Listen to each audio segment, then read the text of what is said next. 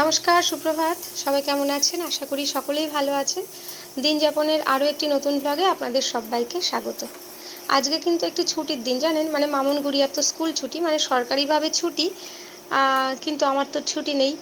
সাধারণত মেয়েদের স্কুল ছুটি থাকলে, ওদের বাবার অফিস ছুটি থাকলে আমি একটুখানি দেরি করেই রান্নাবান্না শুরু করি। আর কিন্তু আজকে মেয়েদের ছুটি থাকলেও বাবার ছুটি নেই, মানে ছুটির দিনেও বেচারার এত কাজের চাপ যে অফিস যেতেই হবে, তাই আমারও ছুটি নেই। সকাল সকাল সেই রান্নাঘরে। হয়তো আপনাদের একঘেয়েমি লাগে মাঝে মাঝে, কি প্রত্যেক দিন রান্নাঘর থেকে ভ্লগ শুরু করে। তো আসলে আমার তো সেভাবে কোথাও যাওয়া হয় না। আর সাত সকালে কাজকর্ম ছেড়ে দিয়ে আর কি কোথায় বা যাবো বলুন। তো ওই প্রত্যেক দিন রান্নাবান্না ঘরকন্নার কাজকর্ম দিয়েই ভ্লগ শেয়ার করি আপনাদের সঙ্গে। চলুন, কথায় কথায় আমার এদিকে তরকারিটা হয়ে গেছে, ওই আলু পটল দিয়ে আর সয়াবিন দিয়ে একটা তরকারি রান্না করে নিয়েছি। ভাত আগেই হয়ে গেছে। পাটা বলছিলাম, তেজপাতাটার আর কোনো কাজ নেই, তাই তরকারি থেকে তুলে ফেললাম, আর একটু ছিটিয়ে টিটিয়ে পড়েছিল, একটু মুছে নিয়েছি। আর কুরকুরে করে আর কি করলা ভাজা করে নিয়েছি। এদিকে ভেন্ডি ভাজাটা বসিয়ে দিলাম। কেউ বলে ভেন্ডি, কেউ বলেন আবার ঢ্যাঁড়স। তো এই ঢ্যাঁড়স বা ভেন্ডি যাই বলুন, এটা ভাজতে কিন্তু অনেকটা সময় লাগে। তো এটা ভাজা বসিয়ে দেব। অনেকে এই জন্য বলেন যে কাজকর্ম না থাকলে ভেন্ডি ভাজ, কারণ অনেকটা সময় লাগে। আর মাঝখানে বাসন কোসন কিছু ছিল আমার বেসিনে, সেগুলো আমি মেজে নিয়েছি। আর মামনি বাবা টিফিনে রুটিটা এবার করে নিচ্ছি।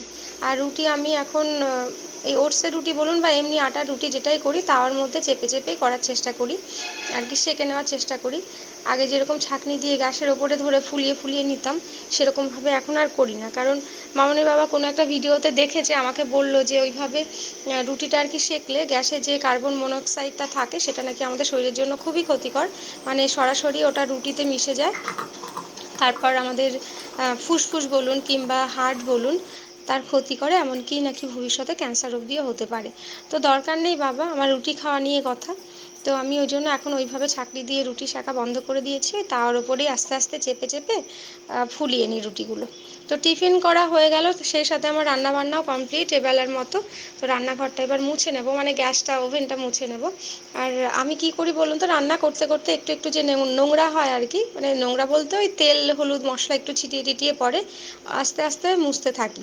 মানে একবারে কাজকর্ম সেরে আবার যে ভালো করে রান্নাঘর পরিষ্কার করব, সব কাজ জমিয়ে রাখবো সেরকম না। কাজ একটু করে হতে থাকে আর আমি রান্নাঘর পরিষ্কার করতে থাকি।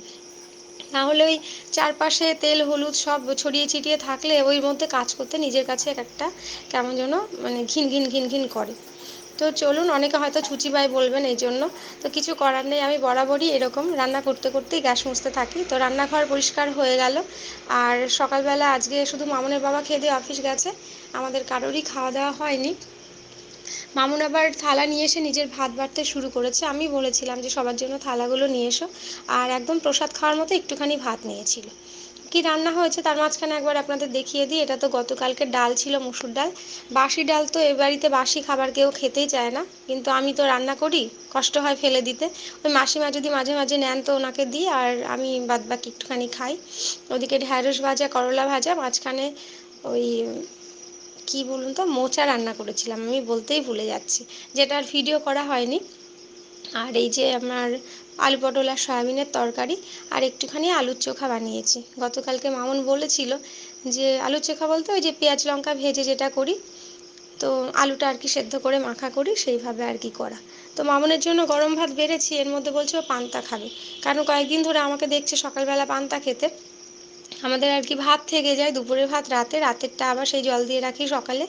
তো গরম পড়েছে, তারপর থেকে পান্তা খেতে খারাপ লাগছে না, ভালোই লাগছে, সঙ্গে একটুখানি কাঁচা লঙ্কা পেঁয়াজ সব দিয়ে। তো মামুন বলল ও আজকে পান্তা খাবে। তো গরম ভাত বেড়ে ফেলেছিলাম, আবার হাঁড়িতে ঢেলে নিয়ে পান্তা দিলাম ওকে। সেই সাথে বাকি সবার ভাত বেড়ে নিচ্ছি। একসাথে তো সবার খাওয়া হয় না, ম্যাক্সিমাম দিনই, মানে বেশিরভাগ দিনই বাড়ির সবার খাওয়া হয়ে যায়, আমি কাজকর্ম সেরে তারপরে একা একা খাই। তো আজকে আমার অনেক কাজ আছে এরপরে, রান্নাবান্না ছাড়াও। তো ওই জন্য আজকে সবার সাথে আমিও বেড়ে নিলাম। এরপরে খাওয়া দাওয়া করে আবার ছাদে যেতে হবে আমায় কাপড় মেলতে। তারপরে আমার পেছন দিকে যে মাটির উনানটা আছে, রান্নাঘরটা, ওইখানে আজকে প্রচুর কাজকর্ম, চারিদিকে নোংরা হয়ে আছে, সব পাতা টাতা পরিষ্কার করবো।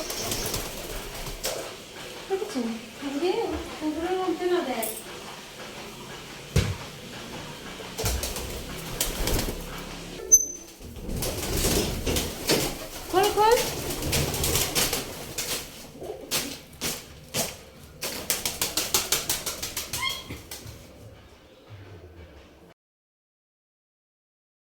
এখন থেকে ছাদে যখনই আসবো একবার করে আমার সাথে সাথে আপনাদেরকেও আমি আমার পদ্ম বাগানটা দেখিয়ে নেব। আর এই যে হচ্ছে গত 2 বছর আগের অ্যাডিনিয়াম, যেটা এবছর একদম প্রাণ খুলে ফুল এসেছে।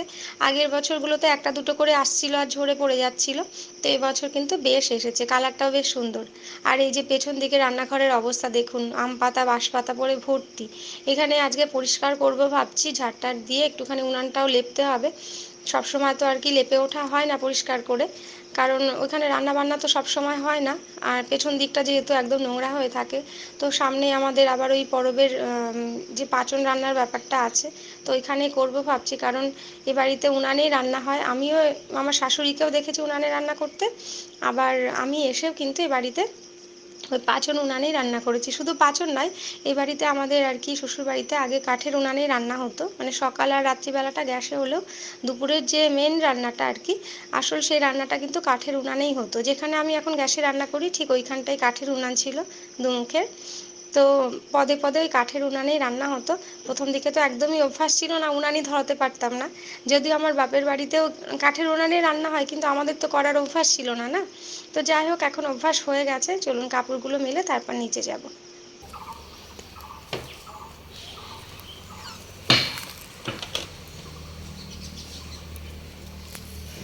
চলুন উনানের জায়গাটা পরিষ্কার করে আসি। এসে গেছো দিদি? কই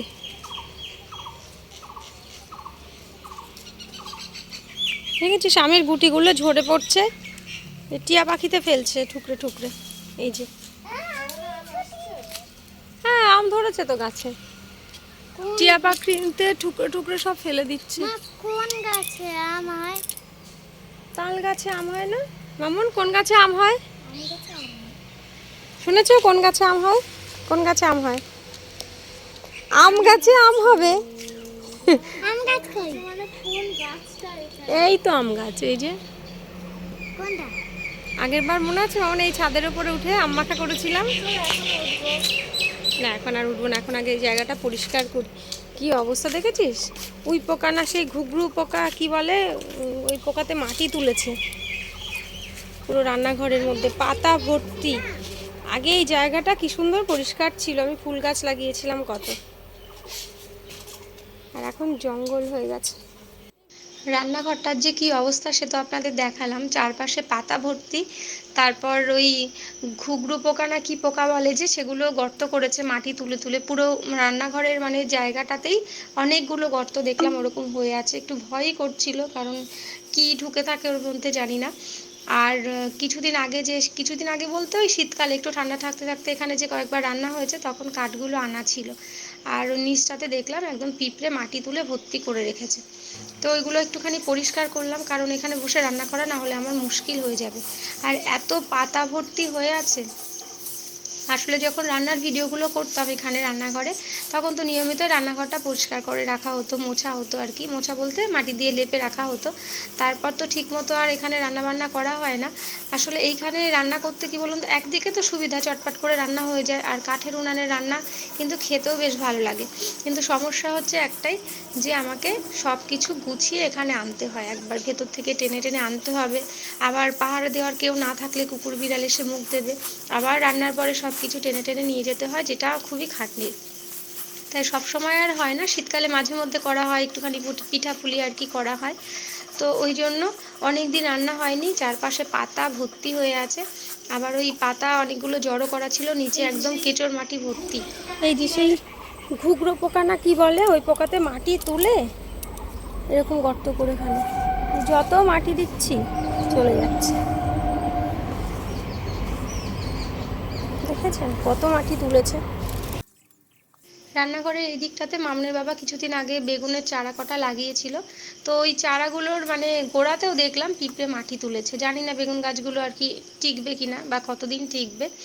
আর এদিকে হচ্ছে সেই শীতকালে কুমড়োর বীজ থেকে যে চারা করেছিলাম ছাদে টবের মধ্যে, তো টব নয় গ্রো ব্যাগের মধ্যে, সেইখান থেকে কয়েকটা চারা এনে আমি এখানে লাগিয়ে দিয়েছিলাম। সেগুলো দেখি ফল তো হয়নি, মানে কুমড়ো ধরেনি, কিন্তু এদিকে ওদিকে আর কি গড়িয়ে বেড়াচ্ছিল, তো একটুখানি তুলে দিলাম। কিছুদিন আগে একটা বাঁশের আর কি ছোপ দেওয়া হয়েছিল, ওই কঞ্চির আগা আর কি, বাঁশের আগা, তো সেটার দেওয়া হয়েছিল, ওর ওপরেই তুলে দিলাম। তো শাক পাতা যা হোক একটুখানি খাওয়া যাবে। আর চারপাশটা ভালো করে পরিষ্কার করে নিয়েছি, মাঝখানে আবার নিচ থেকে একটুখানি চিল্লিয়ে নিলাম। মামুন গুড়িয়াকে স্নান করার কথা বললাম, কারণ অনেকটা বেলা হয়ে গেছে। আর উনানটা এবার লেপে নেব। আর এই যে টবটা দেখছেন, এটা আসলে মাটির উনান বসিয়েছিলাম, ওই ইউটিউবে ভিডিও দেখেছিলাম, একটা শখ হয়েছিল আর কি আমিও বানাই। তো বিশাল ভারী হয়ে গেছিলো সে উনান, মানে এক জায়গা থেকে আরেক জায়গায় টানাটানি করা খুব মুশকিল হয়ে যেত। প্রথম প্রথম এই উনানটাতেও আমি রান্নাবান্না করেছিলাম, মানে এই টবের উনানটাতে। তো তারপর বাইরে থাকায় বৃষ্টিতে আর কি মাটিগুলো সব ঝরে ঝরে গেছে, ধুয়ে গেছে। তো ওখান থেকেই পোড়া পোড়া যে লাল মাটিটা, সেটা নিয়ে আমি উনানটা আর কি ঠিক করে নিলাম, একটুখানি লেপে নিলাম। অনেক দিন ইউজ হয়নি তো, ভেতরটা উনানের মধ্যে আমার মাকড়সার জ্বালা হয়ে গেছে। তারপর কিছুটা মাটি ভেঙে ভেঙে আছে। তো চলুন উনানটা লেপে পরিষ্কার করে নিই, তারপরে কথা বলছি।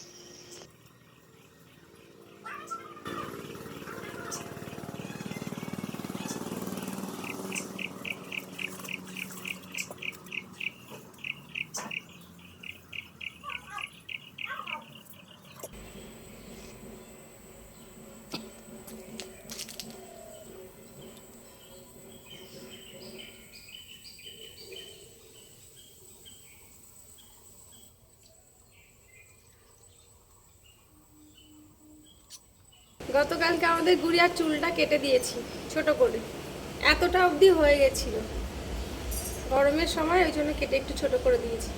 ভালো লাগছে না? দেখিয়ে দিকে মাম্মা।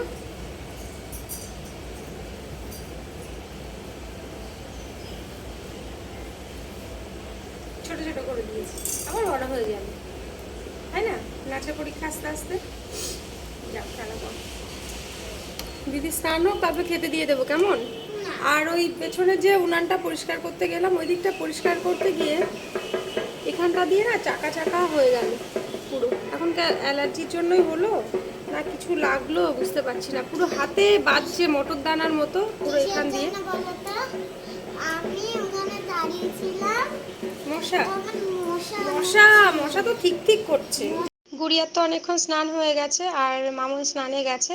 তো একসাথে দুজনকে খেতে দিয়ে দেবো, ওই জন্য অপেক্ষা করছি। আর মানুষের বাড়ির অ্যাকোরিয়ামে দেখুন কালারিং সব মাছ থাকে, আর আমাদের বাড়ির অ্যাকোরিয়ামে শিং মাছ খেলা করে বেড়াচ্ছে।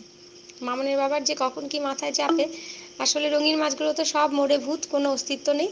আর ওই শিং মাছগুলো ছেড়েছিল চেম্বারে, সেখান থেকে তুলে এনে আবার অ্যাকোরিয়ামের মধ্যে দিয়েছে, যে অ্যাকোরিয়ামটা ফাঁকা পড়ে আছে, এখানে থাক, একটু বড় হোক, তারপর আবার ওই মাছের চেম্বারে দিয়ে দেবে। আর ফিশ ট্যাঙ্ক বলে দেখুন মামুন গুড়িয়া কি করেছে, আবার সাইন করেও রেখেছে। আর গুড়িয়া এদিকে আমায় বোঝাচ্ছে যে কোনটা ও আর কি এঁকেছে, কোন মানুষের মুখটা, মানুষের মুখ না দত্তের মুখ ওরাই জানে, শিং টিং বানিয়েছে। একটা মামুন করেছে, একটা গুড়িয়া করেছে, সেগুলোই দেখাচ্ছিল। ফোঁটা দু ফোঁটা শুরু হয়ে গেছে। মাম্মা তোর গেঞ্জিগুলো নে, জামাগুলো নে। আমি ভাবছি মনে হয় আসবে না, আর এই বৃষ্টিতে তো কাজ নেই, একটুখানি জোরে হলে হয়, গাছগুলো জল পায়। বাইক চলছে আর আমার গুড়িয়া এদিকে নাচ করছে জামা তুলতে তুলতে। ওগুলো নিয়ে তুমি চলে যাও না, ভিজে যাবে, যাও, আমি এগুলো নিয়ে আসছি বাকিগুলো। আমি নিয়ে আসবো। দাঁড়াও, ধরো ধরো, শুকনো সব। হ্যাঁ সব। বিকেল বাজে এখন 5টা। তো 5টার সময় আমি আবার রান্নাঘরে, হয়তো মনে হতে পারে আবার রাতে রান্নাবান্না শুরু করলাম কিনা, আসলে তা নয়। সবার তো দুপুরে খাওয়া দাওয়া হয়ে গেছে, সবাই রেস্ট নিচ্ছে। তো আজকে কি হয়েছে, অন্যান্য দিন যে বলছিলাম না দুপুরের ভাত রাতে, রাতের ভাত আবার পরের দিন সকালে, এইভাবে থেকে যাচ্ছে, যে কারণে আমি আজকে চালটা একটুখানি কম করে নিয়েছি, যে রোজ রোজ ভাত থেকে যায়। আর আজকে আমার ভাত বাড়ন্ত, তো দুপুরবেলা খাওয়ার এমনিতেও ইচ্ছে থাকে না, প্রায় প্রায় দিনই আমি দুপুরে ভাত খাচ্ছি না। আর আজকে যে কারণে দুপুরবেলা আর খাইনি। তো বসেছিলাম স্নান টান করে একটুখানি টিভি দেখছিলাম, কিন্তু পেটের মধ্যে অনেক গুড়গুড় শুরু হয়েছে খিদেতে। ওই আগে হতো কি বলতো, যখন আমরা সকালবেলা টিউশন পড়তে যেতাম, আমাদের স্যারেদের বাড়িতে মানে রান্না বান্না হতো সকাল থেকে, তখন খিদে পেয়ে যেত।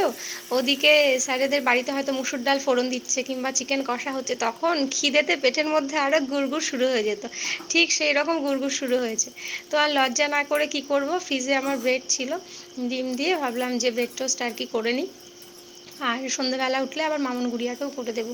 তো চলুন আজকের ভিডিওটা কিন্তু এখানেই শেষ করব। সারাদিনের খুঁটিনাটি আপনাদের সঙ্গে শেয়ার করলাম, কেমন লাগলো আমাকে অবশ্যই কমেন্ট করে জানাবেন, হ্যাঁ। আর ভালো লাগলে কিন্তু লাইক শেয়ার করতে ভুলবেন না। আর এত কষ্ট করে ভিডিও করি, সারাদিনের কাজকর্ম তো আমাকে করতেই হয়, কিন্তু সেগুলোকে বারবারই ক্যামেরা সেট করে ভিডিও করা, শুধু ভিডিও করলেই তো হলো না, তারপর আবার সেগুলোকে এক জায়গায় করে এডিট করে এই যে ভয়েস দেওয়া, অনেকটা কিন্তু খাটনি হয়। তারপর যদি আপনাদের একটা ভালো কমেন্ট পাই, একটা লাইক পাই, সেটা আরও ভালো লাগে। জানি আপনারা আমাদের সঙ্গে আছেন, আমার সঙ্গে আছেন, সেই ভরসাতেই এগিয়ে যাচ্ছি। তো পাশে থাকবেন, আর চ্যানেলে নতুন হলে অবশ্যই চ্যানেলটিকে সাবস্ক্রাইব করে দেবেন, কেমন? আজকে তাহলে এখানেই রাখি, দেখা হবে খুব তাড়াতাড়ি নতুন একটা ভ্লগে। সকলে ভালো থাকবেন, সুস্থ থাকবেন, সবসময় হাসি খুশি থাকবেন। আজকের মতো টাটা।